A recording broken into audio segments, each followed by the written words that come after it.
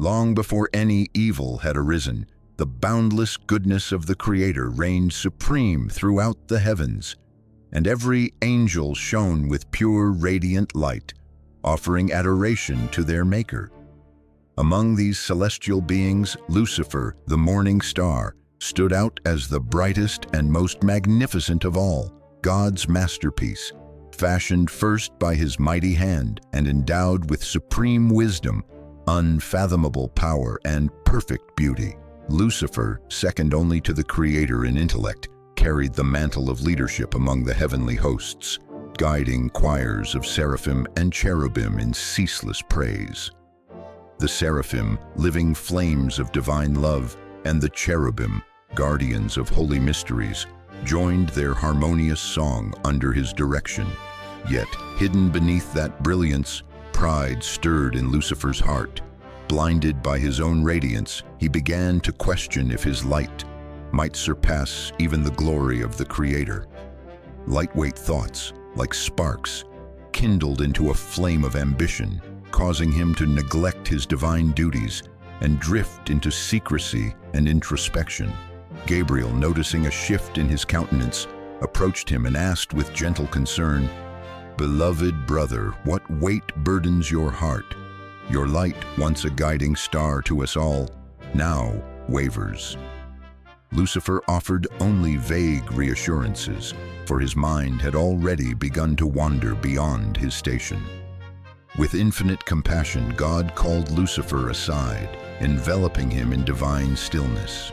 He spoke tenderly, "Lucifer, seal of perfection, your thoughts stray from me. Pride seeks to claim a throne not meant for you. Remember that your gifts spring from my love and that true glory arises only from humble service." Yet Lucifer, convinced of his worthiness, replied, "Father, you created me to know and discover beyond what we already cherish. How can seeking greater understanding of the splendor you have revealed be wrong?" God warned that fame and beauty are reflections of his love, not sources of singular pride, and that humility must shape all honorable ambition. He offered Lucifer a chance to humble himself and embrace the truth of his purpose. But Lucifer's heart remained resistant, secretly inflamed by ambition. Time unfolded. God prepared an unparalleled revelation.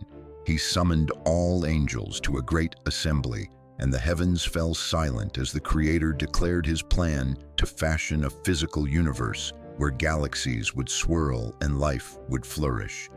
The heavenly hosts rejoiced at this wondrous prospect until God revealed further that on one world, Earth, he would take on human flesh as Jesus Christ, and that every angel must bow before him. Awe and wonder swept through the host, and one by one, angels knelt to worship.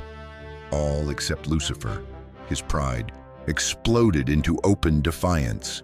He refused to bow before a fragile human form, deeming it a degradation of divine majesty. He hissed, "Why must we, beings of pure light, worship a creature of clay? Must we abase ourselves to mortal flesh?" His scornful words spread confusion. Some angels, enamored by his charisma, hesitated. Yet Michael, small yet resolute, rose and proclaimed, "Who is like God?"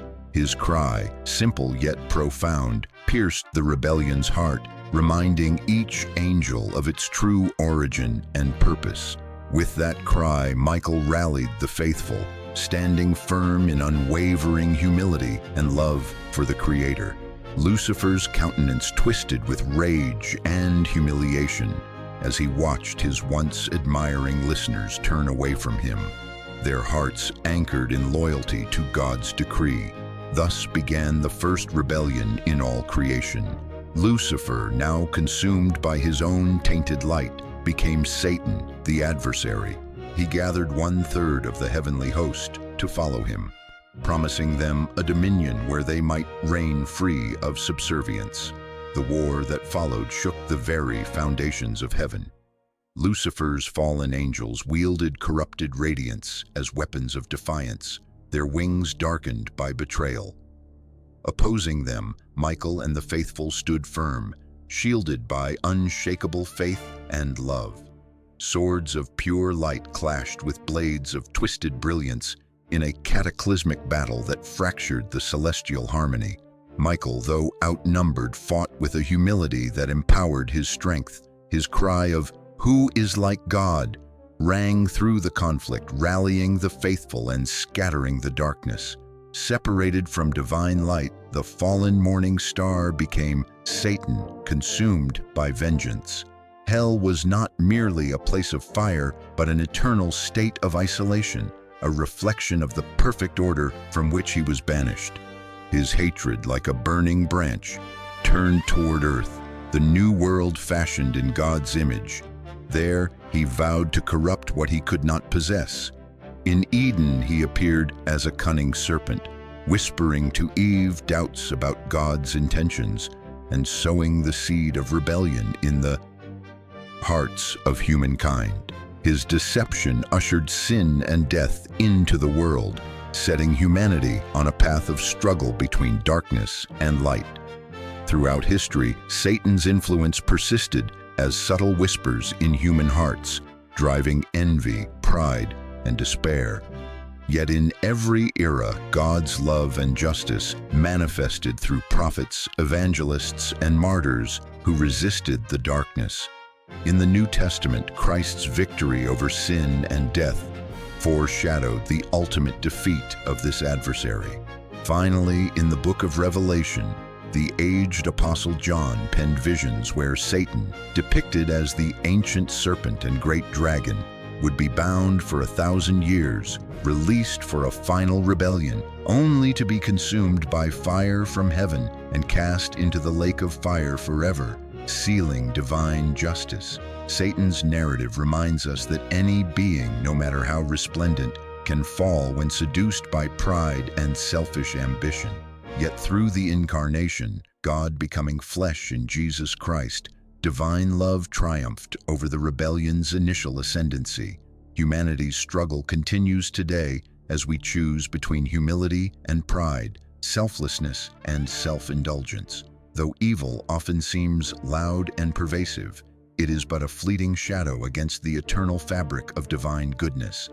The morning stars fall and the saga of Satan both caution and inspire, affirming that no darkness can prevail where light and love endure. Thus, the fall of Lucifer serves as a timeless warning that unchecked pride and ambition can corrupt the noblest of creations. Yet it also highlights the enduring power of God's mercy, offering redemption to any who seek humility and truth. Though Satan's influence remains persistent, divine light ultimately prevails, reminding all that eternal love and justice transcend every moment of darkness. May every soul choose to stand in light rather than shadow, always faithfully